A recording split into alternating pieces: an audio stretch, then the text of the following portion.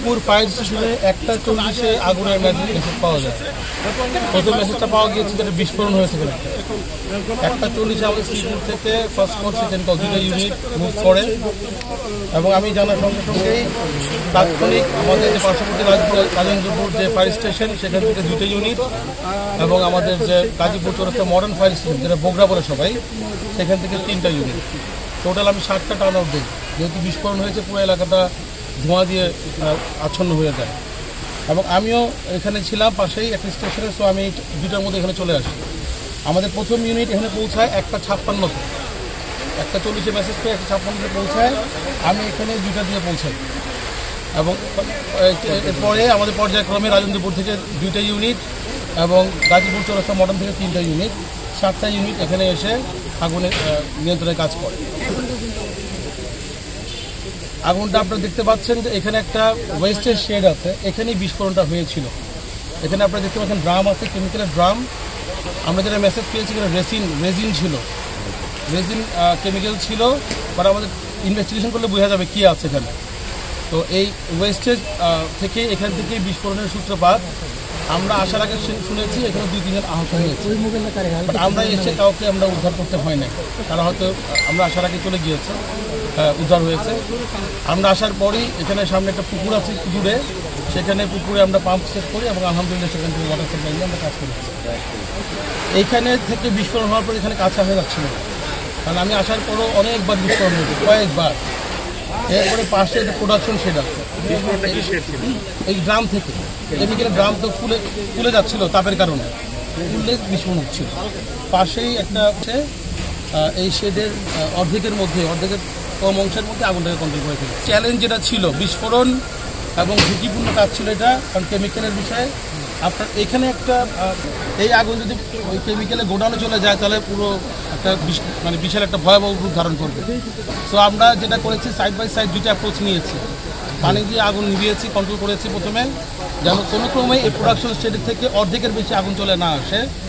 পাশাপাশি আমরা স্থানীয় লোকের সাহায্য নিয়ে আমাদের ফায়ার ফাইটার দিয়ে এই কেমিক্যালের যে ড্রামগুলো ছিল এখানে রক্ষিত প্রায় 100-র অধিক, 120টার মতো ড্রাম ছিল, সেগুলো সবাইকে নিয়ে আমরা বের করে দিয়েছি।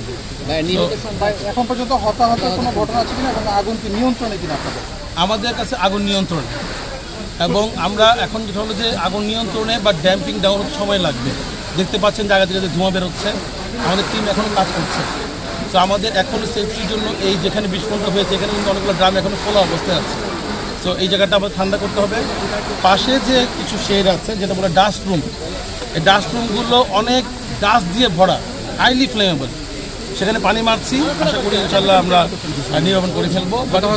হতাহতের সংখ্যাটা ভাই আমরা এখানে একজন ডেড বডি পেয়েছি, দেখে মনে হচ্ছে পুরুষ, বাট আমাদের মনে হচ্ছে যে আমরা আসার আগে যে বিস্ফোরণটা হয়েছিল কারণ এই জায়গাটাই তার ডেড বডি পাওয়া গিয়েছে, দ্যাট মিনস এইখানে আমরা কেউ আসতেই পারি না।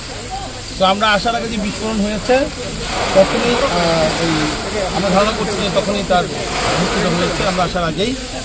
আর এরপরে আমরা পুরো আগুনটা নেভানোর পরে আমরা একটা সার্চ অপারেশন লঞ্চ করবো, যেন পুরোটা প্রিমিসেস আমরা সার্চ করব, তখন আমরা ফার্দার বলতে পারবো আর কিছু। আচ্ছা, এই যে কেমিক্যালগুলো যে মজুত রাখা হয়েছিল সেটা অগ্নি নির্বাপনের ব্যবস্থা রাখা হয়েছিল বা অনুমোদিত ছিল কিনা আপনার ফায়ার ব্রিগেডের পক্ষ থেকে? এগুলো কারখানার অগ্নি নির্বাপন ব্যবস্থা কেমন ছিল? আমরা তো কেমিক্যাল মজুতের ঘটনাটাও আপনাদের অনুমোদিত ছিল কিনা এই গোডাউনগুলো? এটা দেখতে হবে, আমরা তো আসলে এখন পর্যন্ত আগুনে কাজই করছি, আমরা পরে ফার্দার রিপোর্ট দেবো ইনশাল্লাহ। তো এখানে আমরা এক্সটিংগুইশার পেয়েছি, জায়গা জায়গায় এক্সটিংগুইশার পেয়েছি। ওয়াটার সোর্সটা বড় চ্যালেঞ্জ ছিল, বাট আলহামদুলিল্লাহ পাশে একটা ফ্যাক্টরিতে আমরা পুকুর পেয়েছি, সেখান থেকে পানি পাওয়া যায় অনেকটা সহজে কাজ, অনেকটা কাজ করা যাচ্ছে, অনেক দূর থেকে পানি আনতে হবে।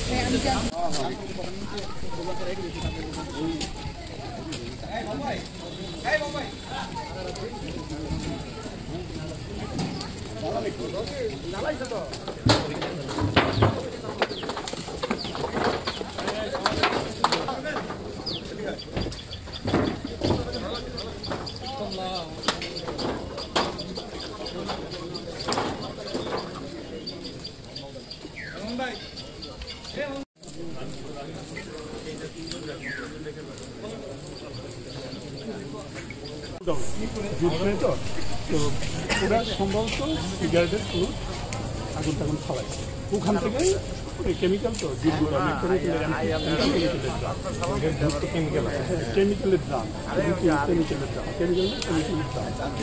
তো ওখানে থেকে আগুনের যেটা ধারণা করা হচ্ছে কারণ অ্যাকচুয়ালি তো দেখি না ওখান থেকে আগুনটা সরে দেয় সরে যাওয়ার পরে সবাই আমি সাথে সাথে ফায়ার সার্ভিসে ফোন করছি ফায়ার সার্ভিস না ওয়ার্কার তো লাঞ্চের বিরতিতে চলে গেছে আর ওয়ার্কারের সংখ্যা খুব কম আমার এসেছে মাত্র 120 জন টোটাল 240 জন এমপ্লয়ি টোটাল 240 এমপ্লয়ি এক না ছিল 24 জন ওখানে আপনার দুইটা শিফট 24 জন Hãy subscribe cho kênh Ghiền Mì Gõ